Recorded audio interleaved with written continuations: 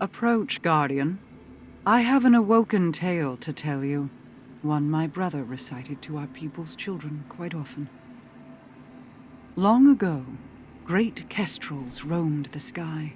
They built ornate nests in the heavens like conquerors. But in their arrogance, they ignored whispers of storms on the wind. Until one day, one such storm swept over them. It collapsed the heavens, drowned their nests. So they fled, and the storm pursued them. Most died, but a fated few washed upon the shores of a great hollow oak. There, a mother kestrel guarded her clutch, 2 shells, bonded inseparably. A daughter, Riga, a son, Ager. Their hearts beat in unison. And they grew. Riga, intuitive and cunning. Ager, loyal but adventurous. Knowing they would one day wish to leave the hollow to face the storm, their mother plucked feathers from her plumage, and one from each child. For Riga she crafted a crown to keen her mind, centered by Ager's luminous feather. For Ager, she crafted a scepter, cored by his sister's obsidian feather to guide his spirit. There is truth in this tale. The scepter and crown, they are real. One I already have. The other, you will retrieve for me. When you return, I will tell you the rest.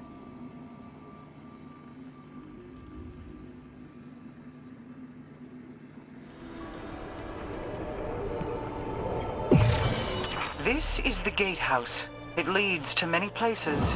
The vault where I stowed the scepter is one of those places. The atlas skews you've collected serve as star charts of sorts, used to map and navigate ley lines back when they could be freely explored. Uldren had been searching for Ager's scepter for some time when he made these. Another daring venture to win my affections, against my better wishes. He often embedded travel logs into his skews. Here. Sister, I wonder when the spies who have followed me will find these. Do you still walk the old paths we made? Mother's old tales come to mind. I've been adding to my favorite, the twin kestrels whose hearts beat as one. You'll have to tell me what you think when I return with the scepter. Mother Kestrel watched perfect daughter Riga as she plotted the infinite paths of the hollow, as if concocting a plan for each way it could grow. But with her son Ager, Mother instead held him tight beneath her wing in the oak's hollow. She pointed starward and whispered warnings of dangerous storms and cosmic sojourners that carved chaos in the sky. The beautiful depth of the dark spots caught his eye. His imagination was arrested by them. Ager struggled against his mother's wing, yearning to leap from the tallest branch and soar to see the storms for himself. But Mother Kestrel's talon caught him. She scolded him to never leave the canopy. She held him in crushing closeness and vowed not to show him the stars again. He grew to resent her protection. If it is still unclear, the twin kestrels represent Uldren and myself. Their mother is Osana Sav. Uldren found Osana's prescriptions restrictive. I never considered her a mother myself, but her dreams of foresight interested me. We both saw calamity looming, Osana and I. In the distributary, where the Awoken were born, we were eternal. Osana would hide there forever rather than face the enemy. When we left to form the reef, many chose to hide with her. You're done here. I'll send for you when more skews reveal themselves.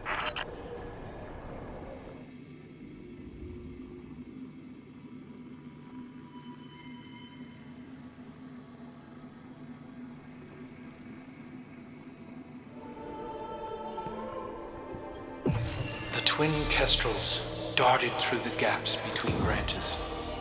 The leaves formed verdant pathways. Predictably, Riga first, with Ager close behind. In those pathways they traded secrets. Secrets Riga whispered to the flock, hoping to push them beyond the hollow, beyond the forest. Most nights, Riga and Ager sat beneath the stars to dream. Twin hearts sounding a duet of beats. Like ours, Mara. I still feel yours. Still distant. In this story, Ager fixated on the dark clouded pox that marred the night above the canopy. He pointed to the starry spaces between them and asked his sister to name them. Riga never spoke a word. She already knew all their names and didn't want to crush his spirit. How charitable. One night, Ager grew impatient of her silence and pointed to one of the dark spots as it roared with thunder. "The storm is singing to us," said Ager. "We should sing back to show it we are not afraid." Riga wove her voice with his, and the thunder resounded. She did not sing with him again after that night. Rare to see stars in the ascended plane. I wish we were doing this together. Why hide the scepter if it weren't a test? I know you are awoken, cousin, but not of the reef. This may not be known to you. When the awoken people came into being after the collapse, I was the first. As first, my chosen form defined what an awoken could be. Thousands followed my example, willing themselves into existence within the distributary. Some, like Uldren, required help. His mind was like an unsteady fawn. No surprise he was unable to do it on his own. So I guided him, filled the gaps in his memory. I gave him a star to follow. He was bonded to me, and his devotion spiraled into pathetic recklessness. Even through death, he hasn't outgrown that dependency. I see it in him as he looks longingly to his ghost for answers. To you.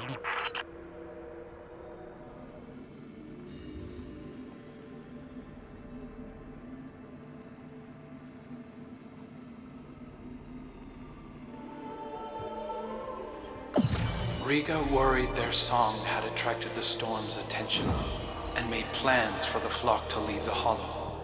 She locked herself away to study. The separation pained Ager, like you know it does. Unable to bear the loneliness, Ager finally took to the sky. High above, the open air cradled him like star-cloth ribbonettes. He felt peace in the deafening rush of wind across his feathers. Once he found them a new home, Riga would love him as he loved her. She would offer him the scepter their mother had crafted for him. The scepter that Riga selfishly kept. But as he approached the forest's edge, night fell and thunder shook his heart. Ager saw a great storm building on the horizon. Had he the scepter, he could have fought.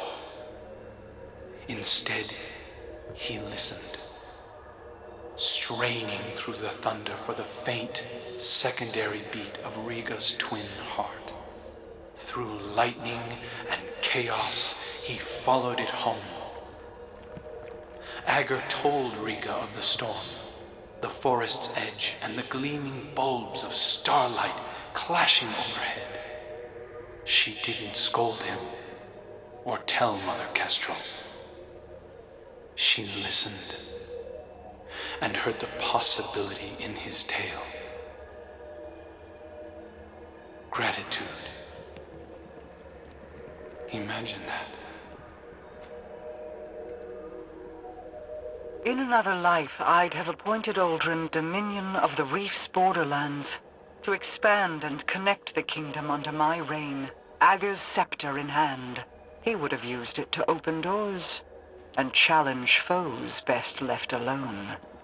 He was not unlike a guardian already, and he would have died before his time. Aldrin's fall was a predetermined point, so I hid the scepter away and gave him something safe to chase. He often strayed from that path.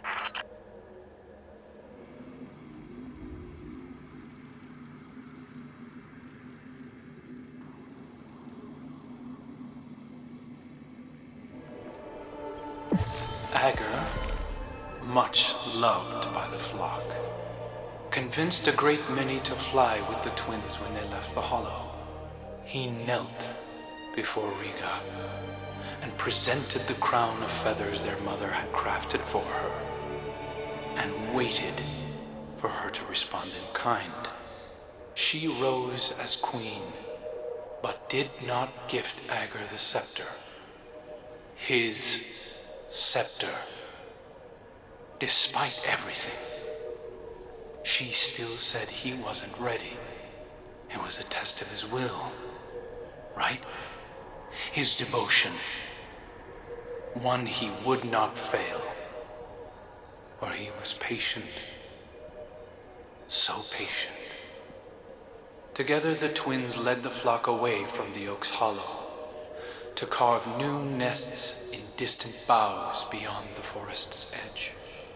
Ager flew far and wide at Riga's behest, always thinking of her test, and returned home with tales of all that he had seen.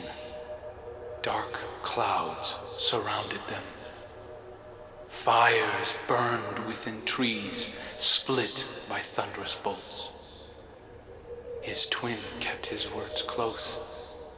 Riga scattered prophetic bones and traced their curvature like weathered oaken bends. In them the signs were clear.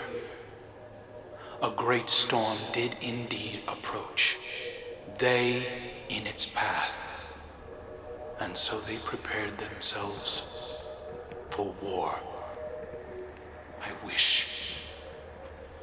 wish you'd just give it to me.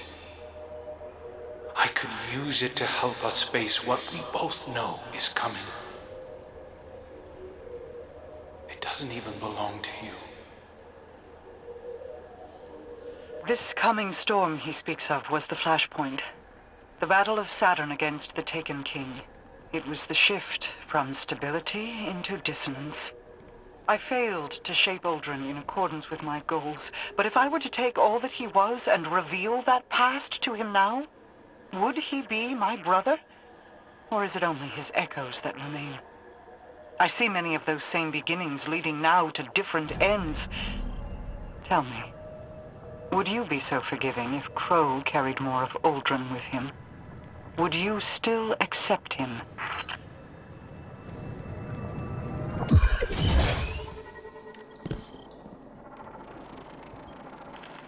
A defensive ward has been engaged over the scepter. It is a failsafe to keep it protected. Either my brother found this place without my knowledge and set it off, or the ward was engaged when the surrounding architecture suffered structural damage. There is a bypass. It is code, kept secret, in that it has been scattered across dozens of terminals throughout the Awoken territory. Fret not, you don't have to collect them. I will have the pieces consolidated and reformed. While you wait, you needn't stand idle like a lost child. Return to me. My borders are threatened.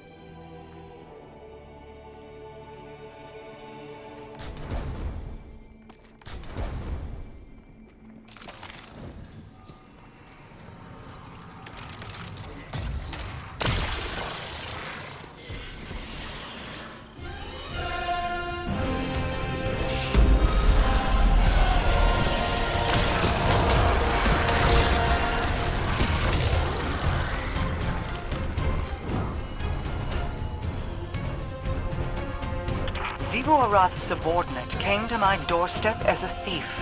Their death is the price of encroachment. Ager's scepter carves pathways toward one's goals. The compass you carry is based off the same principles as this weapon. In Uldren's hands, it could have connected every edge of my kingdom. Through Zivu-Arath, it would grant an omnipresence within the reef even I could not subdue. Deliver it safely to me. While it may never be Uldren's, it may yet serve to guide what he has become.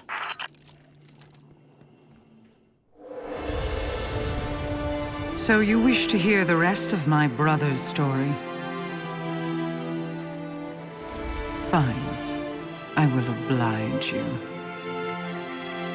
When the storm came, Riga and Ager rode the winds to meet it. A fleet of talons at their back. A great battle ensued. The storm took, as was its nature. Many fell, Ager among them. Riga could only watch as he tumbled down, down, down, until her heart beat alone. She dove into the storm, giving herself to destroy it. Riga's spirit ascended higher into the sky, where she hoped to reunite with her brother. Instead, she met the thing that sent the storm, a bottomless well of grief, unreachable by reasoning or bargaining or violence. A voice in the darkness. And so, Riga gathered her feathers into an aegis of wings to shield the world below. But over the years, feathers broke away. Futility wore thin her resolve. Then, one day, her heart began to beat as it once had. Doubled, distant, but different. A beautiful echo.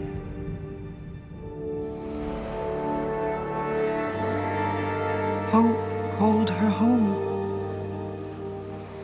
And though she prayed to find Ager there, he never returned.